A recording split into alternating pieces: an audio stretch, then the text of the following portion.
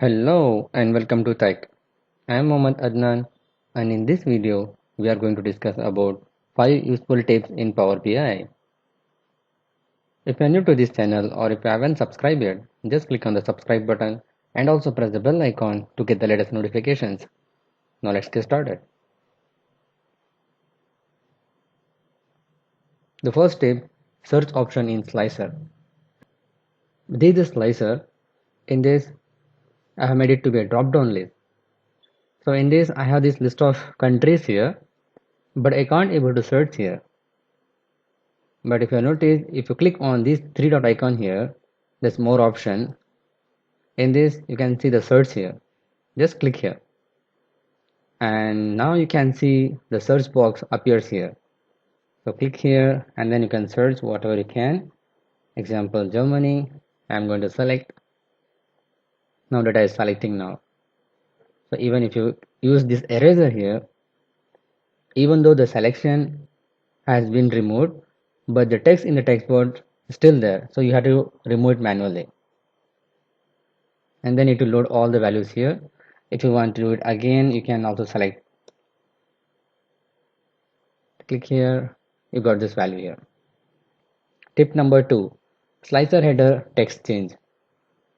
In the recent July update, they have given an option so that you can change the text value of the slicer.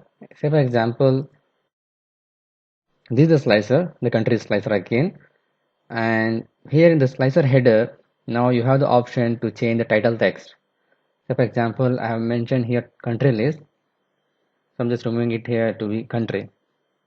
Even we can use the DAX functions as well. Tip number 3, spell check. If you have noticed, this Power BI can detect your spellings as well.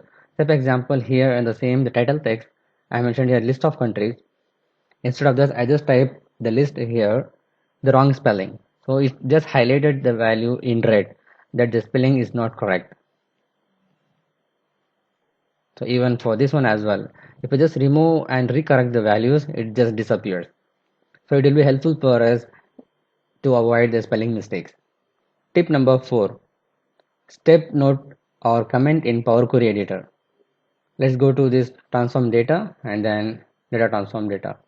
I know that most of them is aware of these steps in Power Query Editor, even though still I'm adding it on the tips because these are very useful things as well.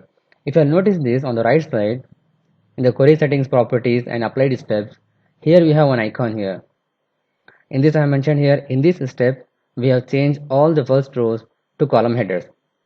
So it will be helpful for us to remember what step we have done and even for others to understand what is the step is going on here. To do this, we just need to click here and then go to home and then advanced editor. Here on top of, on just above the steps, what you have mentioned here, you have to use the double slash and then you have to type your comments or notes here. Once you've done that, click on done. So an icon with this symbol appears here. If you just mouse over here, you will get the information what you have written over there. And the last one is tip number 5, hide visual level filters in Power BI. In Power BI service, if you go to the filter pane, you will get lots of options about that. So for example, here you have the visual level filter, page level filters, and report level filters. In this, if you have lots of information on the specific visuals, then it will be very confusing for the end users to use which filter. In that case, if it is not usable on this visual, say for example, for this visual, the end user is not going to use this visual level filter. In that case, for now you can't able to hide the complete visual level filter, but you can do it manually here one by one. So you just use the hide symbol here, click here, it will just mark as hide. So these are the things it will not appear on the Power BI service, so that it will be clear for the end user that which filter they had to use, the page level filter or all the report level filters. So these are the quick 5 useful tips in Power BI for this week. If you like this video, just click on the big thumbs up button. If you are new to this channel or if you haven't subscribed yet, just click on the subscribe button and also press the bell icon to get the latest notifications. But make sure you turn on the notification on your devices. Share it with your friends and colleagues. If you have any queries and feedback, just post it on the comment section below.